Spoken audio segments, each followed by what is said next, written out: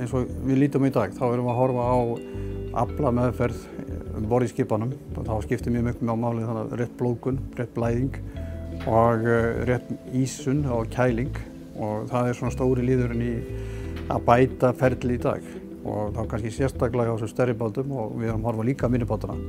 Það þarf að taka alla flótana, allir séu að koma aflan kældan, vel kældan, og það lykillinn í þessu. Við ætlum ekki að sigra heiminn á magni heldur á gæðum.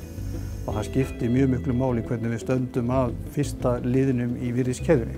Við erum að líka bent iðnaðinum á það að kæla niður í -1 gráðu flökin áður en fara í kassan. Forkæling áður en aflinn fyrir kassan skiptir mjög miklu máli. Og líka með þá flokkun á flökum í forkældu rými, og eins þá að spá í nýjar umbúðir og nýja umbúðatækni. Það náttúrulega að fyrst og fremst með þróun á sem nýja kassa, sem hornlaus kassi, frauðkassi, sem lengir geymsluna 2-3 daga. Og svo líka stöðuleikinn í gegnum ferlana, bæði með skipi og flugi. Það skiptir máli að hafa hitastigið sem næst -1 gráðu. Þegar við byrjum þessa rannsókn fyrir 10 ára hafa geymsluþolið bara 7-8 dagar.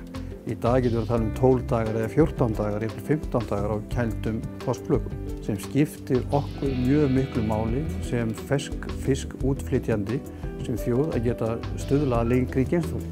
Það er búin að tryggja bæði lengri geymsluþol á hágæðavöru út á markaðnum, og ekki síst að varan sé örugg og trygg til neyslu.